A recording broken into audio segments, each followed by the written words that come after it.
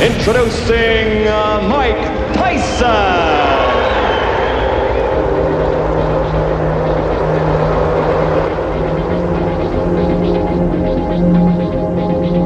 I want a good, clean, hard fight.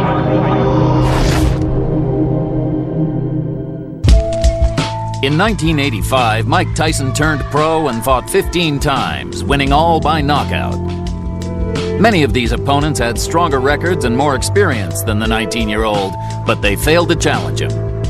In 1986, the spotlight on Tyson increased dramatically, as did the quality of his opponents. His 20th fight was against James Tillis, who'd fought for the heavyweight title in 1981 and whose few losses were to champions. This fight is a significant moment in the history of the Dynamite Kid. There's the man who'll fight him today, 28-year-old James "Quick" Tillis of Tulsa, Oklahoma. 31 wins, 8 losses, 24 knockouts, now unranked, but he fought Mike Weaver for the WBA heavyweight title in 1981, and 5 of his 8 losses were to fighters who won world championships. And now, here comes 19-year-old Mike Tyson as he emerges from his locker room and comes toward the ring. You will note one of the characteristics which sets Tyson apart. He wears no robe. He wears no socks with his boxing shoes. He says that makes him feel more like a warrior, more like a gladiator as he entered the ring. He'll be 20 years old on June 30, can eclipse Floyd Patterson as the youngest heavyweight champion of all time if he wins the title anytime before May 5, 1988. And there is already discussion behind the scenes in boxing of a possible match between Tyson and WBC heavyweight champ Trevor Berbick as early as December of this year. But first, he must get by this fight against James "Quick" Tillis. Promoters proudly presents the main event. 10 rounds of boxing in the heavyweight division. Your referee is Joe Cortez from New Jersey.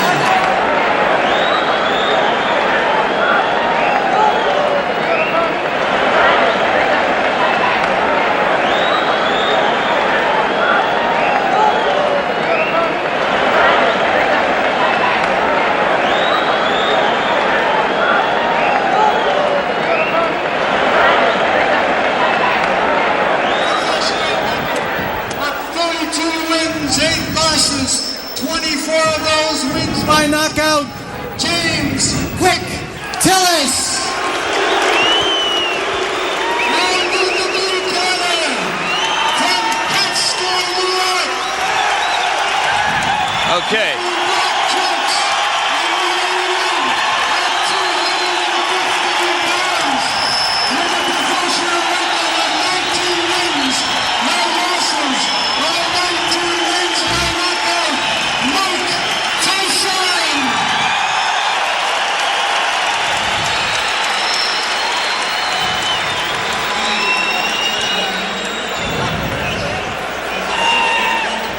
Back in Glens Falls, New York, as you look at the tale of the tape between these two heavyweights, the significant stat there, both fighters entered the ring somewhat lighter than in their more recent appearances. Tyson, in his last fight against Steve Zowski, was over 220 pounds, today at 215. And Tillis, in his most recent bout with Terrell Biggs on January 25, fought at over 214 pounds. Today he is 207 3/4. The referee is Joe Cortez. There are 3 judges who will score the fight on the round system with supplemental point scoring in case of a draw. 3 knockdown rule is in effect. No standing 8 count. The mandatory 8 count is in effect. Tyson in the black trunks and James "Quick" Tillis in the white. Customarily, Mike Tyson does not feel his opponents out in round 1. He tries to take them out. He tried to take "Quick" Tillis out with that first punch he threw, and Tillis showed why he may be a little bit different. He moved right out of the way of it, and Mike missed by quite a bit. The key to the fight will be Tyson cutting off the ring and pinning Tillis in corners and on the ropes like he did right there. Quick Tillis is 7 pounds lighter than when he fought Terrell Biggs. That would indicate, the look of him would indicate he's in much better condition. I think the postponement allowed him to get in better condition, will allow him to move more. The question is, how long can he move? His record is he's dangerous early, Jim. can hurt you with either hand early in a fight, but has always faded and tired badly.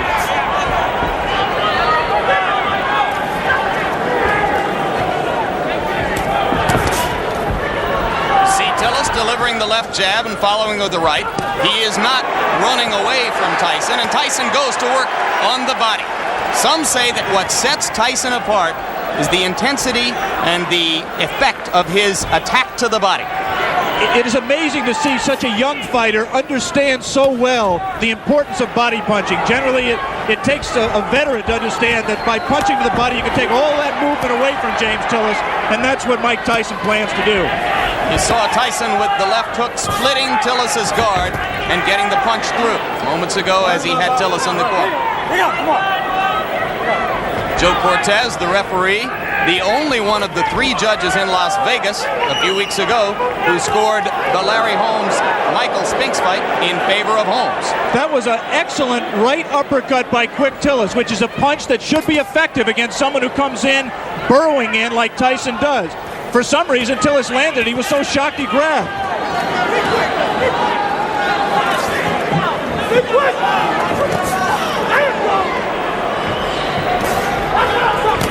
Quick Tillis cannot, in my opinion, win a decision in this fight, Jim. He has to try to take Tyson out while he's fresh. You see that Tillis grabs Tyson behind the head when he ties a fighter up. He customarily does it by tying them up behind the head. That will not deter Tyson from flailing away at the body, as he did right there. And Joe Cortez, the referee, quite properly did not break the fighters because Tyson's hands were not tied up.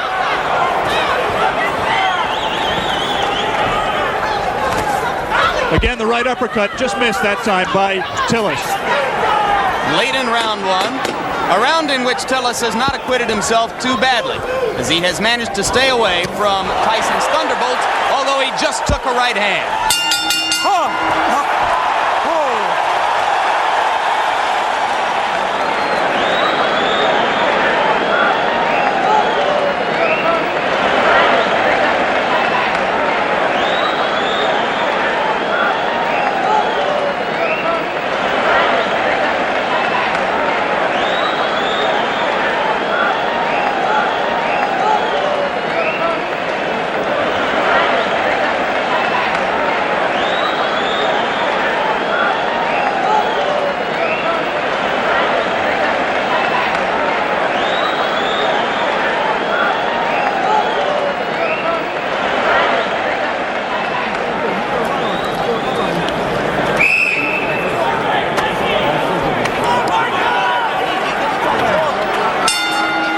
Bring you back for round 2, and you hear the bell. As you saw, Tyson did land 1 punch after the bell had sounded to end round 1.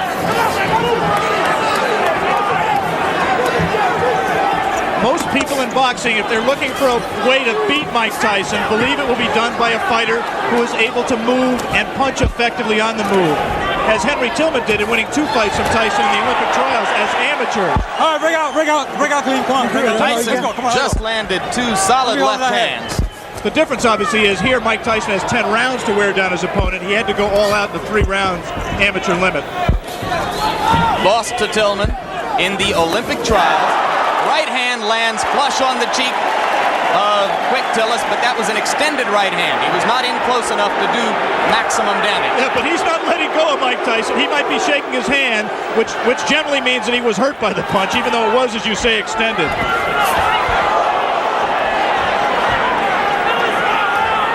Simply a matter here of Tyson finding the range. He can't be too far outside, but he can't cut so close that he allows Tillis to grab him, as Tillis will always do when Mike lets him.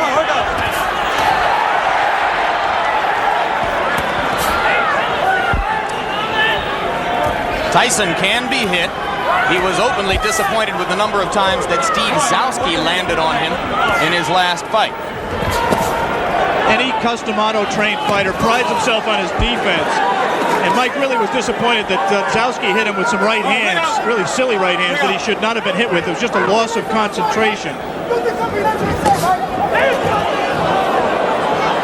The right hand by Tillis was blocked there.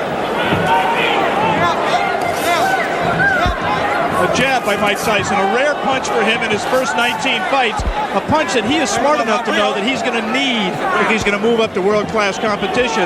He's been using it more in training and says we'll see a lot more of it in this fight. He just tried it there till Tillis knocked down 2 of them.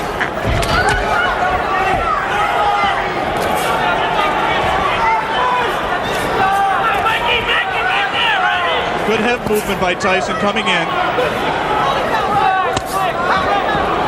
For the moment, Tyson is not nearly as busy as he has been in some of his previous fights against much lesser opponents. No doubt a sign of the respect that he must have for a fighter of Tillis' experience. There's the punch that, in my opinion, is going to win the fight for Tyson. It's that right hand to the body. He won't knock Tillis out with it, but he will wear him down and bring his hands down so he can land punches to the head. He got him with the left. And you saw Tillis staggering backward momentarily. Not seriously hurt, but Tyson has begun to break through the guard around the face. And there's a right hand as Tyson continues to land and round 2 ends. You're okay.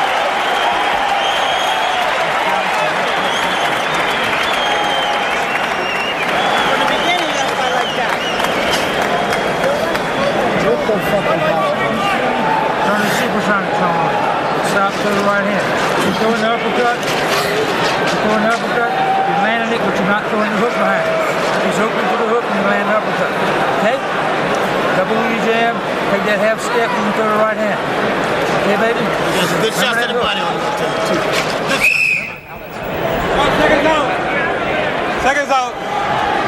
Back in Glens Falls, New York for the beginning of round 3. More than 8,000 people here in the Glens Falls Civic Center. Almost all of them rooting for the fighter that Upper New York State thinks of as its own Mike Tyson.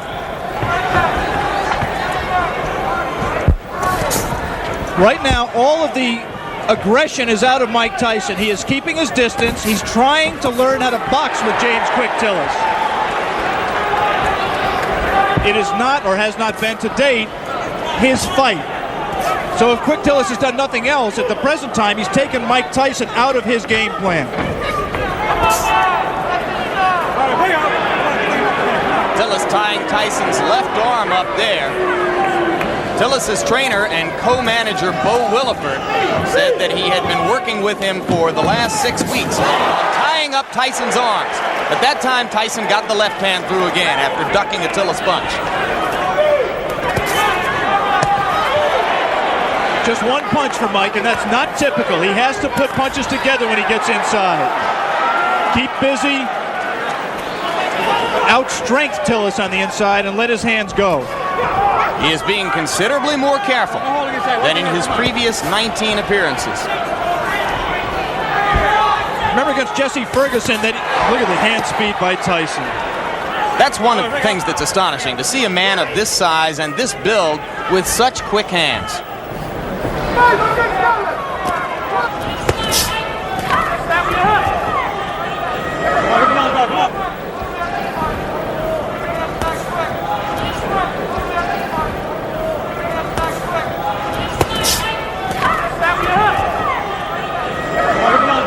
I was saying in the fight against Jesse Ferguson, Ferguson fought a negative fight, fought to survive for the most part. The punch that turned the fight around was a combination, actually, a right to the body and then doubling with it, coming right up the middle. Let him go. Looks to me like Tillis is open for an uppercut up the middle the same way.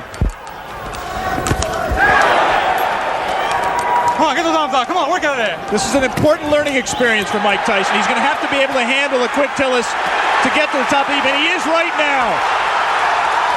And Tillis is making the mistake of trying to trade with Mike Tyson. He should be moving off the ropes.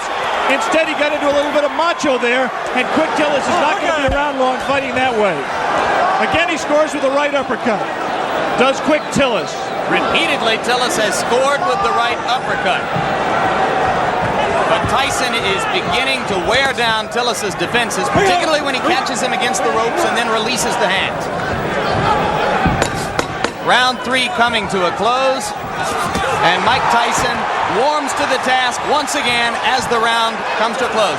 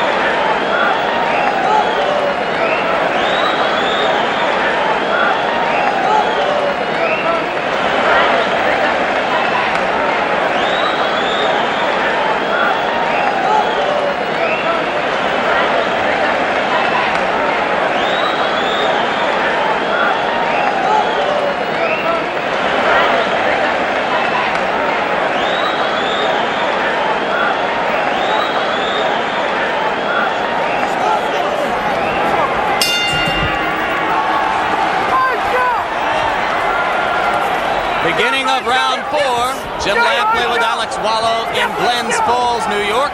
If you are scoring in rounds, as they do here in New York State, I had the first round even and have given rounds 2 and 3 to Mike Tyson.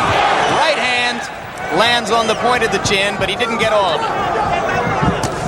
And a good left hook by James Tillis. And again, inexplicably, Quick Tillis grabs after he scores the best punch he scored in a couple of rounds.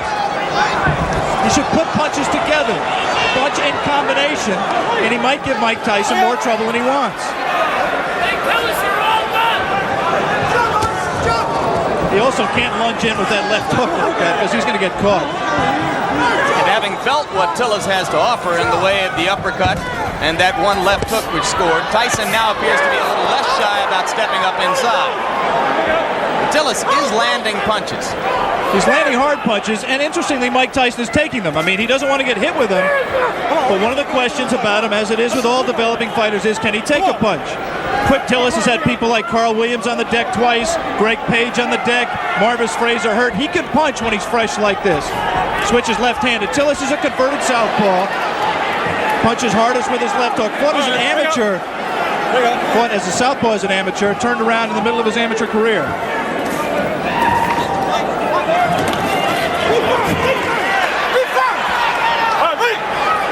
Both of those left hooks miss slightly for Tyson. Look at how low he gets to duck under those punches. Extraordinary. Tillis could have butted him with his knee there. Right now, Mike Tyson is having problems solving James Quick Tillis. He doesn't really know the things that work for him normally are not working for him, and he's going to have to go to things that are a little bit more sophisticated. He's going to have to cut the ring off better, and he's going to have to find the range better. He just can't walk inside and let Tillis tie him up like that. Has to let his hands be busier, and at the same time avoid getting hit himself. As for Tillis's chin, you might note that a long time ago in 1981, he went 15 rounds with the very dangerous puncher Mike Weaver, largely by staying away. But on the other hand, he suffered a technical knockout in the first round against Tim Witherspoon 2.5 years ago. You'd have to say that is a fluke, the loss to Witherspoon. Tillis claims he slipped on some water in the corner and was distracted before he got punched. Again, he lunges in and gets caught! The left hand drops Tillis onto the seat of his pants as round 4 is coming to a close. I'm not so sure that his right foot wasn't stepped on, causing that knockdown. There was definitely a punch, but I believe that Tillis's right foot was stepped on by Tyson at the moment the blow landed. All right, let's stay right here and take one more look at the knockdown. I'm clearly wrong. That was just a clean punch. He was off balance. We said that Tillis could not lunge in with the left hook. He lunges in with the left hook. Tyson very cleverly slips it, comes back in a punching position and lands a left hook. That was not the full power of Mike Tyson, but Tillis had lunged, was off balance, and he was able to drop it. There is the Tyson corner. You see Kevin Rooney in the year of Tyson, another custom auto-trained fighter.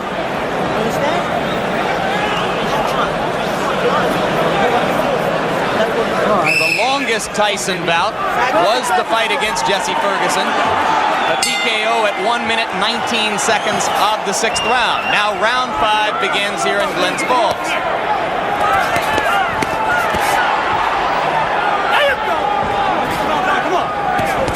Tillis still willing to trade leather with Tyson. I don't think that was a punch. The knockdown punch was a punch that hurt Quick Tillis. It definitely got his attention, but he wasn't debilitated by it. It's not did not look to me to be the beginning of the end. He might have learned not to lunge so badly with the left hand, though. And there you see Tyson whacking away to the rib cage with the right hand. Again, Cortez warns Tillis for holding behind the head. Tillis switches briefly to southpaw and goes back. And again, he holds behind the head. Mike Tyson is not doing his job in those clinches. His hands are free, but he isn't using them. Right there, there's no reason for Mike not to rip punches to the body. We talked about his ability as a body puncher. He has it. He just isn't using it.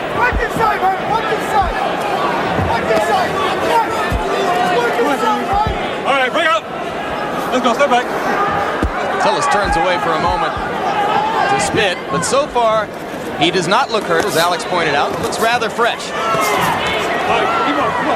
Has had a tendency in the past to tire.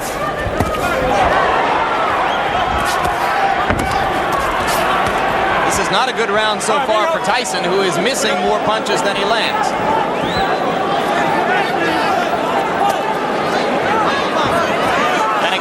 Not busy in the clinch.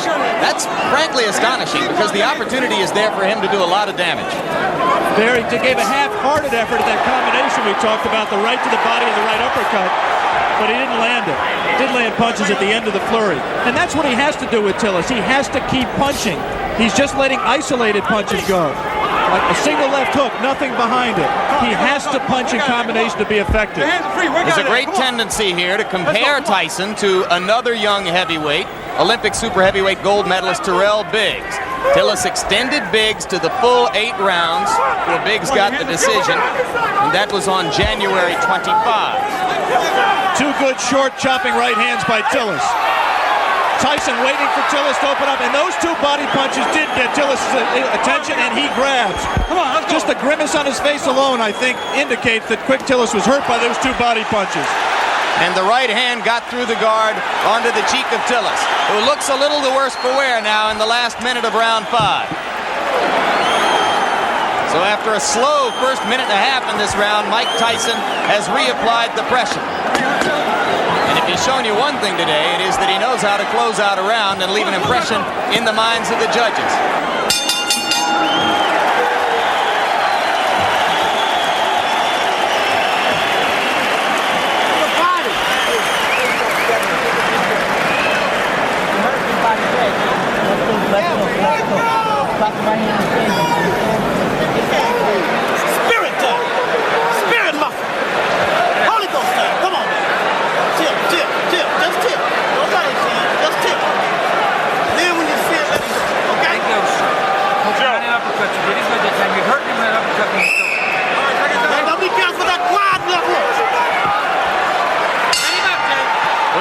For round 6. And it's a piece of trivia at best, but now Tillis has an opportunity to go farther with Tyson than any of his previous opponents if he can last past 119 of this round. Well, I think if Mike continues to fight this way, Tillis has the chance to break the knockout string. He's got to be busier. Tillis does have a tendency to tire very badly in late rounds. He was exhausted at the end of his 8-round fight with Tyrell Biggs, and this is a 10-round fight. But Mike Tyson has to throw punches that mean something and throw them in combination. Those are just arm punches. There's nothing on those punches. He's just count the number of effective punches that Mike is letting go. And they're very few. Let's go. He's just trailing Tillis around the ring, not cutting it off effectively. Come on, work out there. Come on, work out your hands. Allowing himself to get tied up, accepting clinches. Now the crowd begins to implore Tyson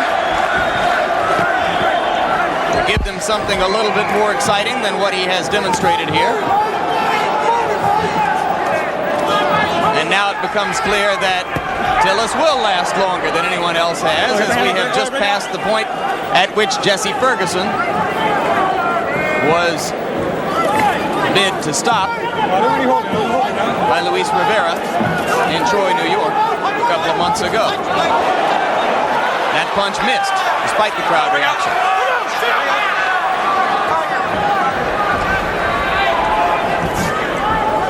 Since we are talking about the possibility of the fight going the distance, scoring at the halfway point, I've given Tyson 3 rounds, Tillis 1 round, and 1 round even. I did not score the 4th round, which is the round in which a knockdown, a 10-8 round for Tyson. I only gave it a 10-9 round for Tyson because of the fact that Tillis was dominating the round up to that point. The point system is, of course, supplemental only. The round system stands up unless there is a draw.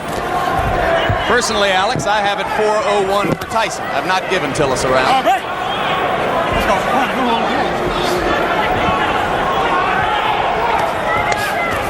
There are two ways of looking at what Mike is doing. One way is to say that he's pacing himself, he's waiting for the opening. The other way is to say that he's getting frustrated and getting taken out of his fight. There was moments ago a brief combination to the body of the kind of rapid-fire punching that you expect from Tyson, but that was one of a very few times, perhaps the only time in the bout when we've seen it. But again, he comes on at the end of the round. We are all the way through round 6. Mike Tyson and James Tillis.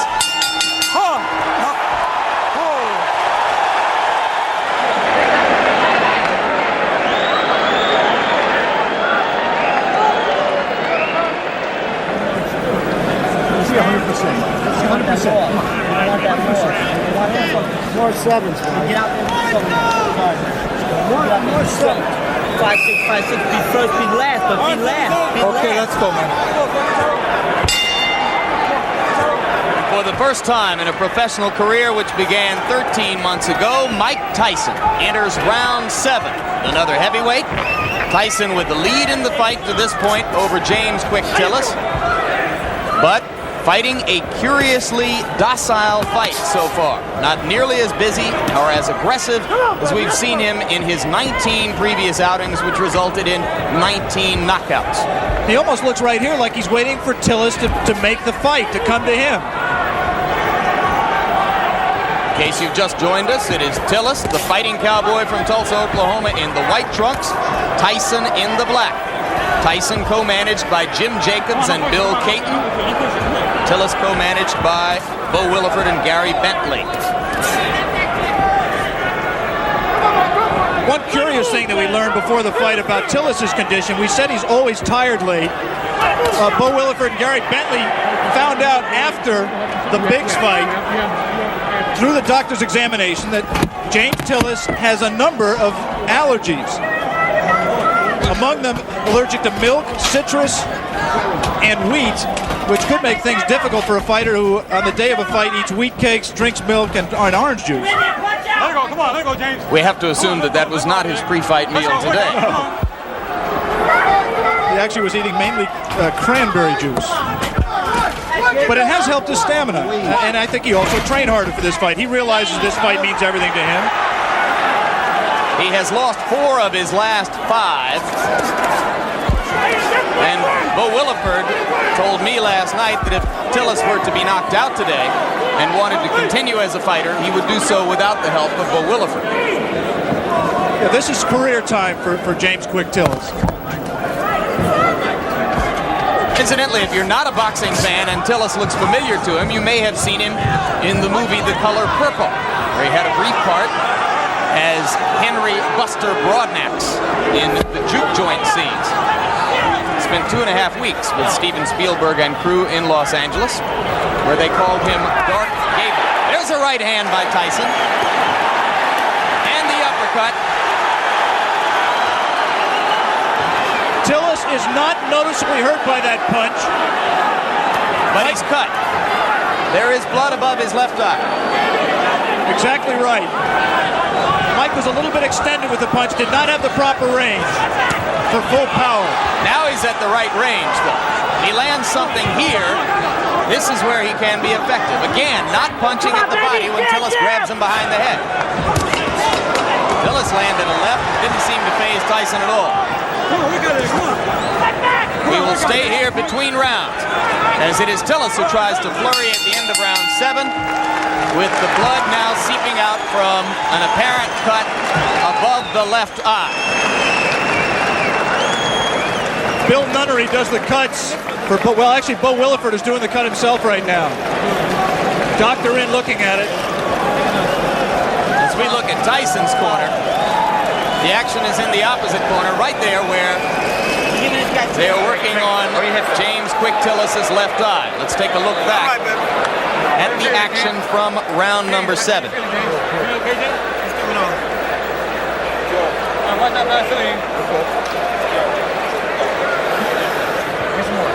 You see what Tyson did there. He scored the right hand to the body, missed with the right uppercut that we thought he could land if he kept throwing it, but continued to punch. And eventually that will pay dividends. He has to continue to back up Tillis and continue to cut the ring off on him to be able to score effectively. I want to give James Quick Tillis credit. He's been in with a tough young bull, and he's fought harder and stronger really than I've ever seen him fight in his career, including the time he fought for the title. He is showing something that a lot of people have questioned over his career, and that is his heart. He's cut, he's taken some brutal punches, and he is fighting back, moving, and still trying to win this fight. One of the greatest trainers in the history of the sport openly questioned Tillis' heart while he was working with him. Angelo Dundee worked with Quick Tillis for the Weaver fight and some subsequent fights.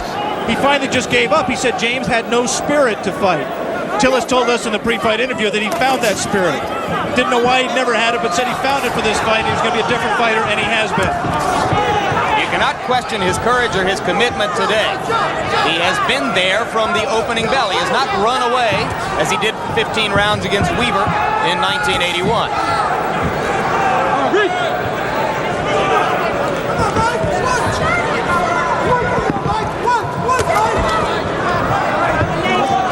Tyson looped that right hand, and you have to wonder if perhaps Tyson is getting a bit anxious. We are into round 8. The knockout string has been a prominent part of the marketing and publicity which has surrounded Tyson's rise. It won't be quite the same if he's 20-0 with 19 knockouts. There's no question that up till now, if the fight continues this way and goes to a decision, Tyson, in my opinion, will win the decision, but the Mike Tyson mystique will suffer. He has not scored a knockout.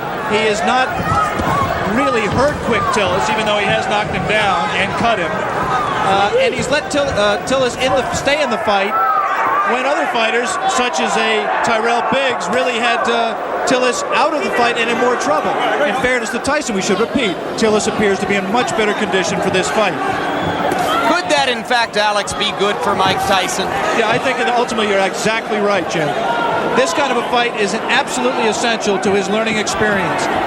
It's obvious for a fighter who punches with as much power and who places as much of his fight plan on power as Tyson does, that any kind of movement cuts down on his power because it doesn't let him set himself as well. It was inevitable that he was going to have to learn how to fight a guy who could move and box. It's good that he's fighting one like Quick Tillis to get that learning experience. And maybe if he has to go to decision to win the fight, then there won't be as many people asking every day, when are you going to fight for the championship of the world? Those same people who are questioning his chin and his ability to go rounds will turn around now, since he's demonstrated that he has not gotten exhausted and he's taken good punches, will now turn around and say, well, he can't punch. Mike Tyson just went left-handed, and that was decidedly left-handed. It's the first time he's been that committed to a left-hand stance since his 4th professional fight. It means he's a little bit confused, a little bit frustrated, and he's willing to try anything new right now.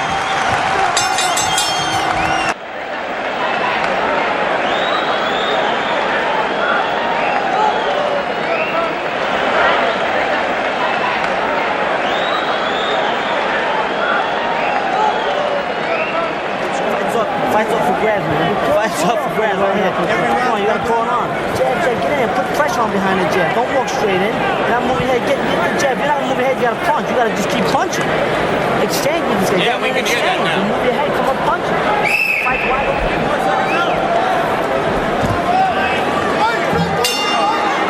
We are back in Glens Falls, New York. James Quick Tillis enters round 9 with 19-year-old knockout phenomenon Mike Tyson. And in Tyson's corner between rounds, trainer Kevin Rooney was imploring him to keep punching, not to stop punching, particularly in the clinches. Come on, work on it, guys. Come on. Which is exactly what Mike just did. He was in tight, his hands were free, and he did not punch.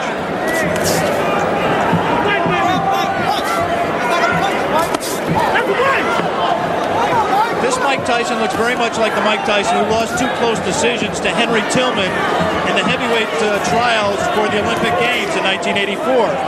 He is confused by the movement.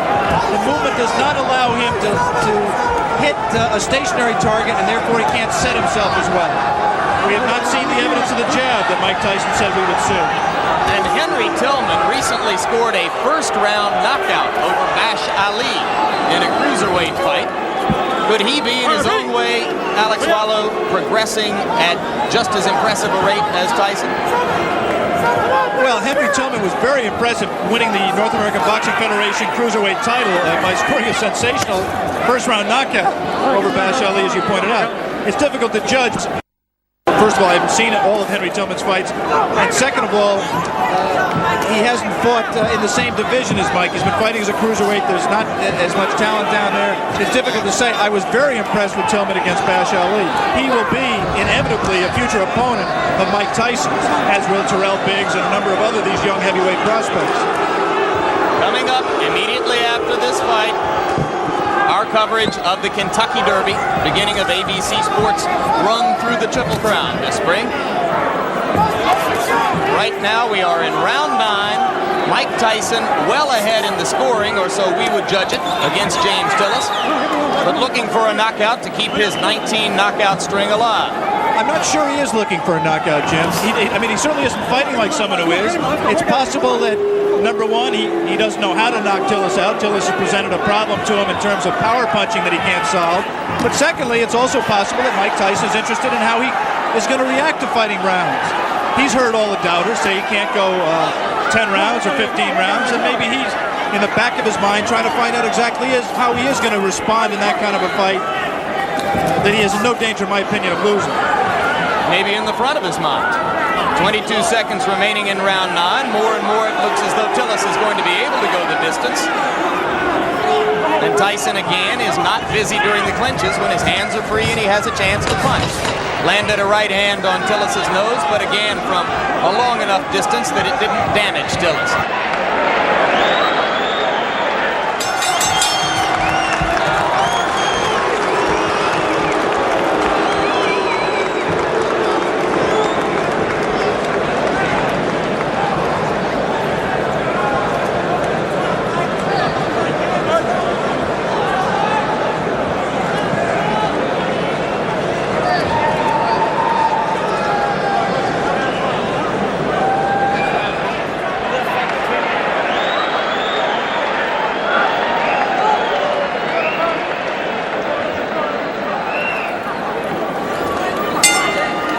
Back in Glens Falls, New York, round 10. The crowd tries to liven itself up, try to provide some encouragement to Mike Tyson. Most of them have come here today hoping to see a knockout and, frankly, expecting to see a knockout.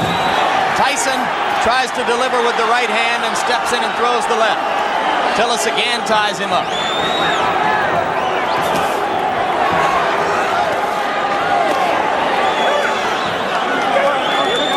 James Tillis is still a dangerous fighter. This is the most power and zip he's had in his punches at this late stage in a fight that I can ever remember. Tyson knows it, and I just don't think he's going to take any unnecessary chances. You can be sure he wants to keep the knockout string alive. But he also is just not going to take any unnecessary chances. He wants to win a decision, win a fight. He'll be 20-0, still undefeated, and in his mind, I think, still well on his way to a heavyweight championship. But Tillis had revived his career somewhat, even with a loss, if he stands up. Well, this certainly is a respectable showing, and there certainly will be notoriety to the man who broke Mike Tyson's knockout string, especially if Mike resumes the knockout string after this fight. Always difficult to know why a crowd is booing. You can't psychoanalyze 8,000 people. I think it's possible that they're disappointed in Mike's performance. They came here wanting to see him do what he's done in his previous 19 fights, and he doesn't appear at this point to be going all out to satisfy them. Landed the left hand, but Tillis stood right there. Cut is no longer a problem. It has been effectively stopped. Tillis comes straight in.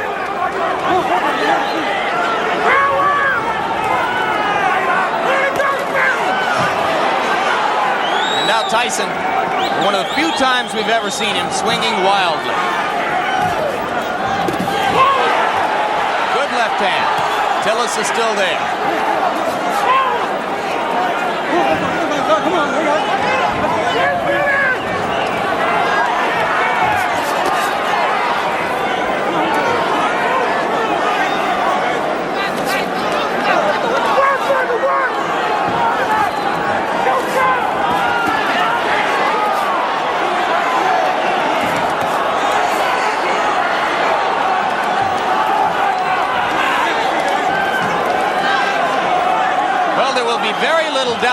the decision here. The scoring might be slightly different in Tulsa, Oklahoma. Tillis continues to give a good account of himself. And backs Mike Tyson up onto the ropes, which is a first. A little of Tyson's own medicine.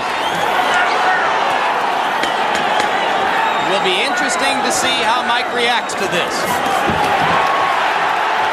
Closing with a flurry. The bell is going to sound.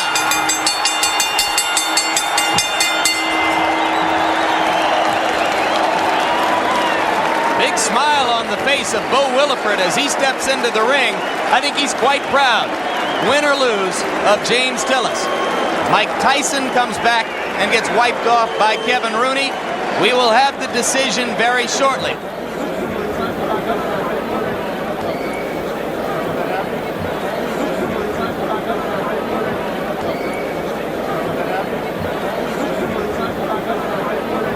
In the middle of the ring announcer Paul LaFleur with the decision. Ladies and gentlemen, here is the official scoring. Judge Bernie Friedkin scores it 6 rounds to 4. Judge Al Reed scores it 6 rounds to 4. Judge Tony Moritz scores it 8 rounds to 2. This decision is still undefeated, Mike Tyson. So for 19-year-old Mike Tyson, moved the record now to 19, or make it 20 wins, no losses, 19 of them by knockout.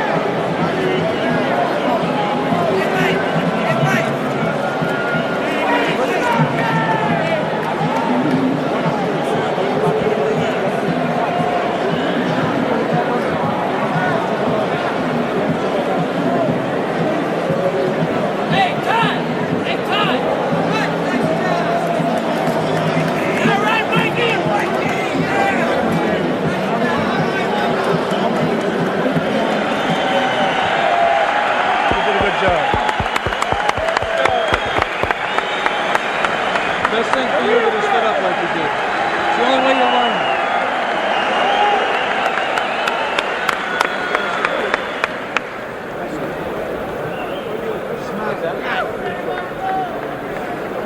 Mike, your reaction to your performance? Well, I thought myself it was the best performance in the sense that I went 10 rounds and I don't feel tired at all. But I was just a little leery about going to 10 rounds. Even though I was sure I could go, but I just was a bit leery about going there.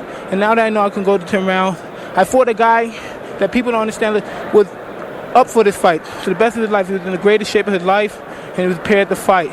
Mike, my main criticism of your performance would be that you didn't put punches together like we've seen you do in the past. Was his movement a problem? No, it's not that the movement was a problem. It's just that I was a little leery about the rounds, and he was running. And I knew it was looking good to the crowd that he was doing something, but I know from professional fighting, he can't win a fight by running. How disappointed are you that the knockout string is over? Not at all. If anything, I feel relieved, and I'm confident if I wanted to, I could have knocked them out. You have always said that Cuss was always critical of your performances. What do you think Cuss would have said about today's performance? Well, I got hit with punches that I had no business getting hit with. But other than that, my objective is not to get hit with any punches, but as you see, I take them like a professional. It doesn't faze me. Good learning experience. Good luck down the road, Mike. Thank you very much, Prince. Mike Tyson was exceptional, wasn't he? He's one of those who come along, he was brilliantly trained and managed. I don't mean that was why he was so great. He'd have probably been great if he was thrown in with anybody at any time. But on the other hand, he was well looked after and well taught, I had some time for Tyson. His behaviour at times could be questioned, I know, but not necessarily in the ring. I mean, all right, he wasn't the cleanest fighter of all, but I mean, that doesn't mean anything. You know, you can be the cleanest fighter and you can't fight a lick, so you may as well be the roughest fighter and get away with it, which he did. You know, well, obviously we always liked watching Mike Tyson because you never knew what was going to happen with him. He was totally unpredictable, really, other than that, sure, he'll win, you know.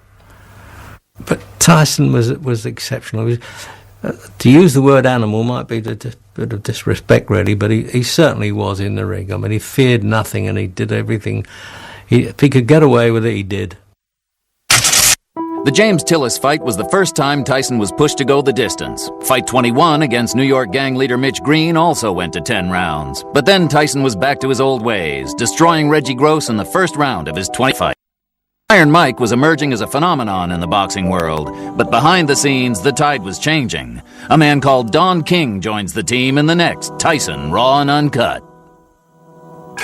Mike Tyson! I believe he will be the youngest heavyweight champion of all time.